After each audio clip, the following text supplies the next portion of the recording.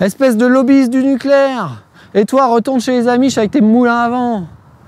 Voilà le genre de prise de bec que je rêve de faire disparaître grâce à cette vidéo. Quel prétentieux je fais! Mais bon, l'espoir fait vivre. Cette vidéo fait partie d'un cycle de 3 vidéos qui visent à vous aider à discuter sereinement et rationnellement sur le nucléaire, que vous soyez pour ou contre. Dans la précédente vidéo, on a cherché à évacuer l'imaginaire qui pollue le débat. Maintenant, regardons ce qu'est une démarche d'esprit critique sur ce sujet. Quand je vois les pros et les anti-nucléaires débattre, s'engueuler pour montrer aux autres qu'ils ont tort, je n'ai jamais vu à la fin de la discussion l'un des deux camps dire « Ah bah ouais, en fait, t'as raison ». Donc, d'après moi, ça ne sert à rien de dénigrer l'argument opposé ou de sortir votre argument massu. Alors que faire? Eh bien, voici ma proposition.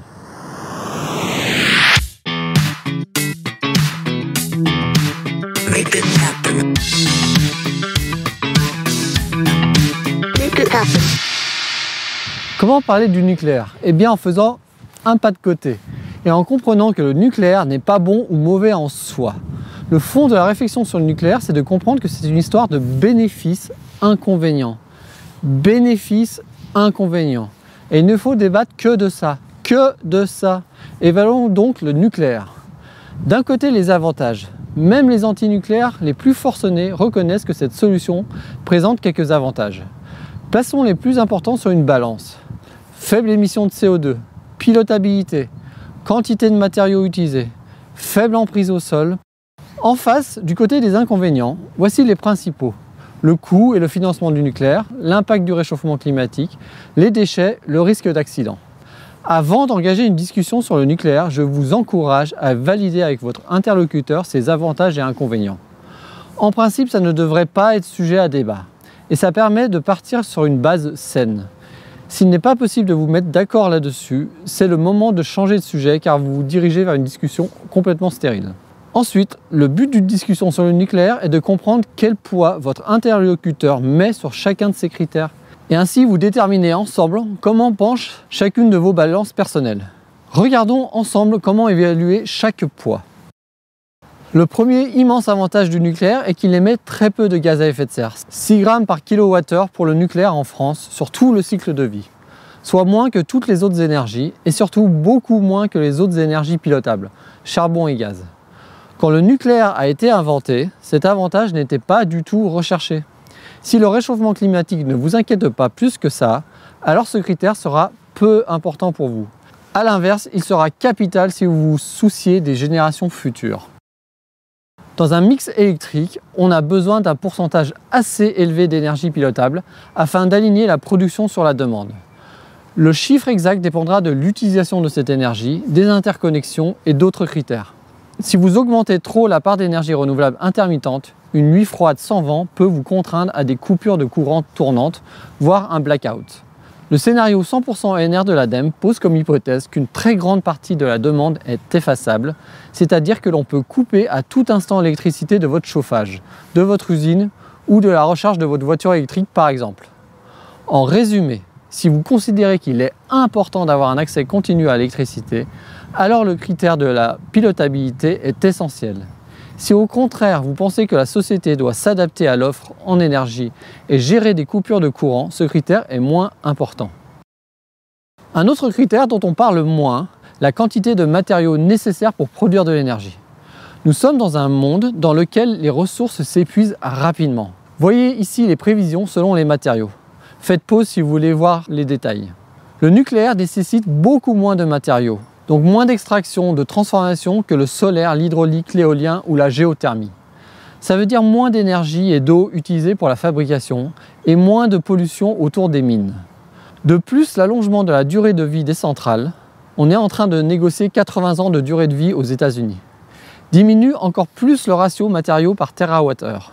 Dans un monde qui a décidé d'électrifier le maximum de choses pour remplacer les hydrocarbures, le besoin d'une solution qui optimise le besoin de matériaux par rapport à la production risque d'être très important pour éviter que l'on passe d'un monde du pétrole vers un monde de l'extraction de matériaux. Ensuite, un autre critère, la densité, c'est-à-dire la surface au sol nécessaire pour produire de l'électricité. On a besoin de 15 fois moins de surface pour le nucléaire que le solaire. sauf si le solaire est mis sur un toit déjà existant. 30 fois moins que pour l'éolien. Honnêtement, ce critère est secondaire quand on ne parle que de quelques centaines de mégawatts d'énergie renouvelable intermittente. Par contre, il devient un critère très important quand on déploie massivement une solution énergétique, car cela peut engendrer une concurrence sur l'occupation des sols. En France, beaucoup de biomasse et d'ENR, c'est beaucoup de forêts abattues et moins de terrain pour l'agriculture ou la biodiversité. Par contre, si on est en plein désert, la densité énergétique a moins d'importance puisque rien ne pousse de toute façon. L'importance de ce critère dépend donc fortement du lieu considéré pour la production électrique. Autre avantage de l'emprise au sol, une énergie plus dense rendra le raccordement et donc le réseau moins complexe et moins cher. Dans un monde qui veut plus d'électricité pour sortir du pétrole, le critère densité ne fera que grossir. Ces deux critères, je les lis car je trouve qu'ils doivent se regarder ensemble. Construire une centrale nucléaire demande beaucoup de capitaux car les centrales sont faites pour produire beaucoup d'électricité. Et vu le retrait de l'État sur des projets si structurants, ça devient difficile à financer. Et donc de garder un savoir-faire, d'où les déboires d'un EPR en France, alors que le même en Chine est construit très rapidement. A contrario, les ENR, ça se construit super rapidement pour des capitaux peu élevés. Donc là, comment déterminer le poids? Ça dépend de l'objectif. Si c'est pour décarboner rapidement un mix énergétique très carboné, le poids est défavorable au nucléaire.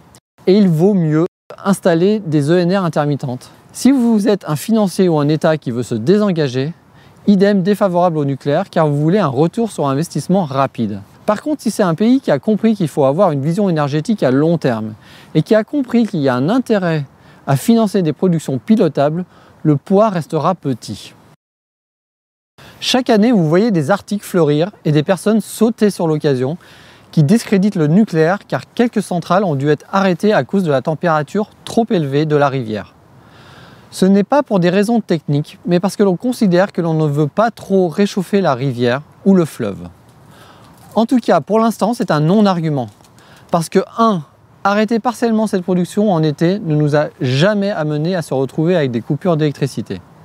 Ça vient du fait qu'en été, on consomme beaucoup moins qu'en hiver.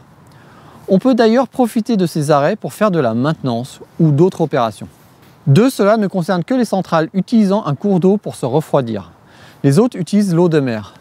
Néanmoins, avec le réchauffement climatique, la tension sur l'eau nécessaire au refroidissement des centrales va être de plus en plus importante. On va donc sûrement d'abord arrêter les centrales qui sont refroidies par un cours d'eau. Mais sur le long terme, il est fort probable que les grosses centrales nucléaires ne soient installées qu'au bord des mers et océans pour éviter ce problème. C'est le choix que la Chine a déjà acté. Il faut bien sûr prendre en compte l'élévation du niveau des océans. Donc le poids de ce critère aujourd'hui est nul, mais il va devenir plus important dans le sens où le besoin de refroidissement des grosses centrales nucléaires limitera les zones géographiques d'implantation. C'est donc une contrainte pas si importante en France car on a 3 océans et mers qui entourent notre pays. Mais c'est une contrainte qui sera bien réelle. Oui, les centrales nucléaires génèrent des déchets radioactifs à longue durée de vie. Mais pour savoir comment il faut faire pencher la balance, il faut comparer à d'autres sources de production d'électricité qui génèrent elles aussi de la pollution. La question est donc, est-ce qu'un déchet nucléaire est pire qu'un déchet issu du charbon ou de l'éolien par exemple? Sur quels critères? Le risque de pollution, la durée de vie de déchets, la quantité? Est-ce pire d'avoir l'équivalent d'une piscine olympique de déchets ultra localisés qu'on peut surveiller et qui n'a jamais tué personne? Ou d'autres pollutions d'une autre nature comme le CO2 pour le gaz et le charbon qui a un impact mondial ou comme les particules fines qui font des dizaines de milliers de morts par an en Europe. Ou encore d'énormes quantités de blocs de béton et fibres de carbone pour les éoliennes. Ce qui est sûr, c'est que les déchets nucléaires imposent des contraintes de gestion sérieuses. Donc pour déterminer le poids de ce critère, cela dépendra de comment vous jugez un déchet très radioactif, mais très localisé et qui ne tue personne par rapport à d'autres types de déchets. Ces deux critères, je vais aussi les mettre ensemble. Le nucléaire n'est pas une technologie 100% sûre. Qu'est-ce que ça veut dire de dire ça? Que technologiquement, on essaie de tout prévoir pour diminuer les risques d'accident, mais que pour être honnête scientifiquement, on ne pourra jamais dire que c'est 100% sûr. Après, c'est comme d'autres risques industriels. Un barrage peut péter, une usine chimique peut exploser, etc. Je trouve qu'il y a une erreur à éviter. Mettre tout le nucléaire dans le même sac. Les technos et les contextes à Tchernobyl et Fukushima étaient très différents de ceux en France. À Tchernobyl, si je résume, l'accident n'aurait jamais dû avoir lieu si les opérateurs n'avaient pas désactivé les systèmes de sûreté et avaient suivi les procédures. De plus, ce type de réacteur avait des défauts connus des concepteurs, mais ignorés par les opérateurs. Les barres de sécurité qui étaient censées stopper la réaction en chaîne étaient mal conçues. Temps de chute trop long, embout en graphite qui, lorsque les barres ont pénétré dans le cœur, a augmenté la réaction au lieu de l'arrêter. Côté Fukushima, c'est un type de centrale qui n'a rien à voir avec celle faite en France. Car ce qui est grave sur Fukushima, c'est que depuis 2006, le directeur et le président de TEPCO étaient conscients qu'un tsunami atteignant le niveau de la centrale serait susceptible de provoquer une panne d'électricité générale. L'AIEA avait signalé que les diesels de secours étaient mal placés et risquaient d'être inondés. Et qu'en plus, pour faire des économies d'argent sur le pompage de l'eau, ils ont creusé la falaise pour construire la centrale très proche de la mer, sur des prévisions sismiques sous-estimées. Les réacteurs 5 et 6 qui étaient construits 10 mètres plus haut, eux, n'ont rien eu. Bref, cette situation n'a rien à voir avec le contexte en France. En plus, nos centrales sont considérées comme plus sûres que ces deux vieilles centrales. Donc en France, le poids du risque n'est pas le même que celui au Japon ou en URSS. On peut ajouter qu'à chaque accident, on accumule des connaissances sur les scénarios qui pourraient amener à un accident nucléaire. Et on renforce la sécurité de la centrale, ce qui améliore le ratio bénéfice-risque. Oui, il y a un risque, extrêmement faible, mais il y a un risque. Et c'est là qu'il faut le mettre en regard du nombre de morts. Si l'on ne regarde que le nombre de morts et que l'on compare à d'autres sources d'énergie, le poids du nucléaire reste petit, car il a tué moins que les autres solutions. Si on regarde le critère environnement proche, une centrale qui a un accident, selon l'ampleur de l'accident, peut rendre inhabitable une certaine partie du territoire qui entoure la centrale. Pour les humains, c'est vraiment ennuyant. Pour les animaux et les végétaux, le retour d'expérience de la zone d'exclusion de Tchernobyl montre que la plupart des animaux et plantes investissent les lieux, vivent moins longtemps et ont plus de mal à se reproduire, mais sont plus nombreux qu'ailleurs car il n'y a plus la pression de l'homme. Certains, comme les hirondelles, ont du mal à survivre. Idem pour les conifères. Mais l'effet global est que Tchernobyl est devenu une zone d'intérêt pour la conservation de la faune. Avoir une zone d'exclusion peut être un drame pour des familles qui devraient quitter les lieux, un drame pour les conifères et certains animaux, mais plutôt bonne nouvelle pour la faune en général. Un autre sous-critère sur les accidents nucléaires. Même s'ils font peu de morts, ils coûtent très cher quand ils arrivent.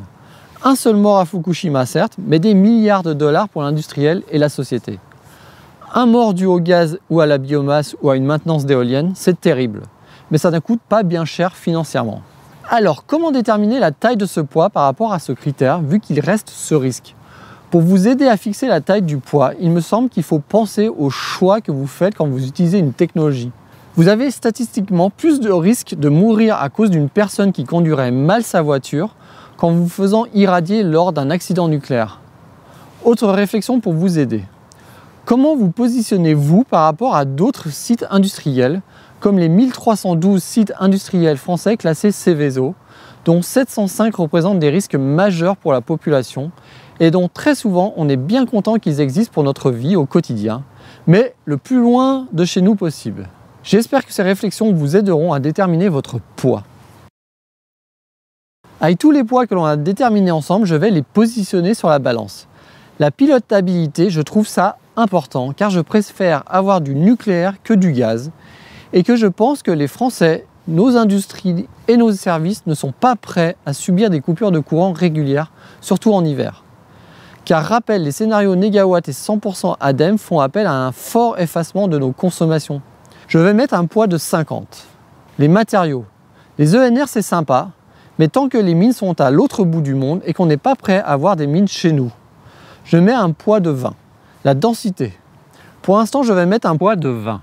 Mais il risque de beaucoup grossir dans quelques années quand on aura une forte compétition sur les terres entre l'agriculture, le maintien de la biodiversité, les forêts qui doivent faire de la capture carbone, etc. Pour l'aspect financier, cela dépendra de la rapidité à laquelle on va électrifier les usages qui font appel aujourd'hui aux hydrocarbures. Si c'est très rapidement, je mettrai un poids défavorable de 30 au nucléaire, car on ne sait pas pour l'instant sortir rapidement une centrale.